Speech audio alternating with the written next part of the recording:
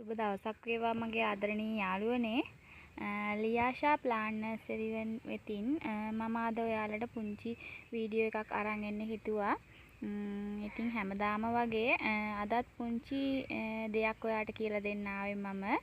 ඉතින් අපි අලුතෙන් පැලයක් අරගෙන ආපු ගමන් එකපාරටම හිටව ගන්නවනේ කට්ටිය පොල්ලෙල්ලි. ඉතින් එහෙම හරියන කට්ටියක් ඉන්නවා.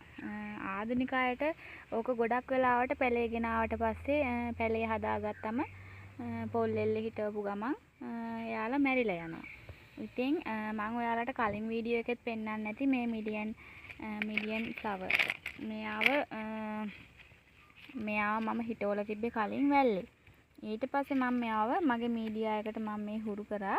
බලන්නකෝ එයා දැන් ওই ලස්සන අලුත් දැල්ලක් දීලා මේ බලන්න. හරිම ලස්සනයි. ඉතින් ඒ විදිහට මේ මම අලුතෙන් ගත්ත වැනිලා යෙලෝ පැල.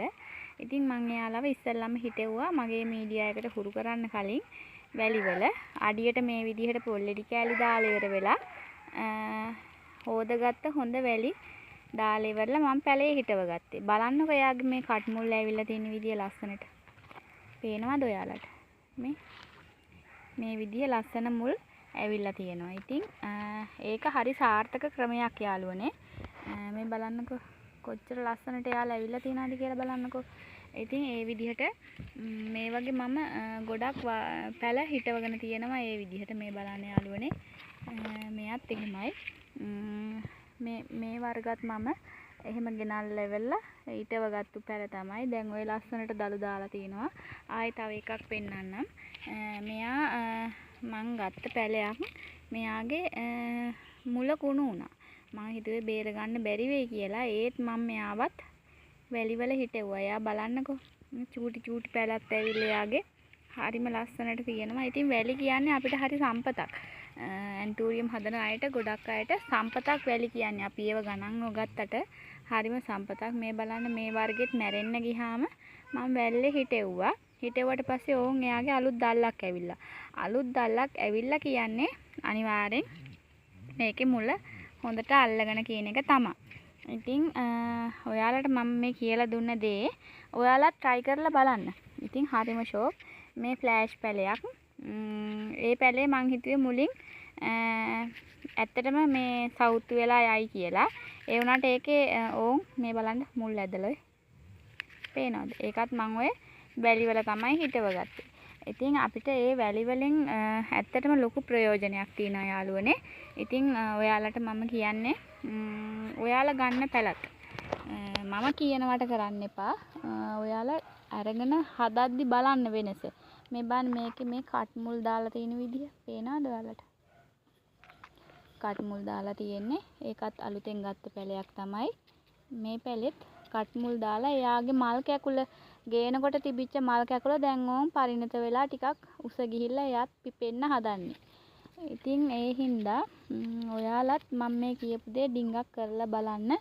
ඔයාලට සාර්ථක ප්‍රතිඵල හම්බ වෙයි. මෙයාගෙත් මේ බලන්න පෙන්නන්නම් කට් මුල් මේ උඩින් දාලා තියෙන විදිහ මේ බලන්න.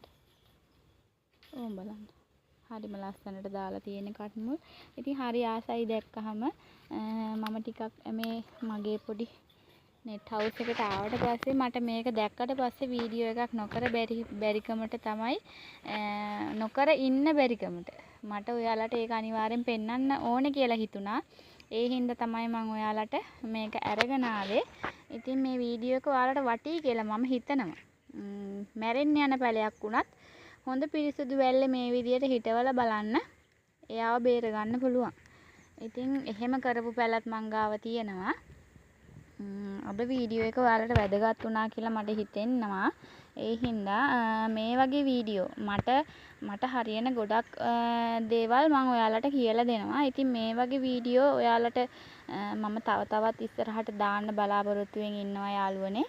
ඉතින් ඒ වගේ වීඩියෝ ඔයාලට බලන්න පුළුවන් මගේ channel එක subscribe කරලා නැත්නම් subscribe කරලා bell icon එක ඔබලා තියාගන්න.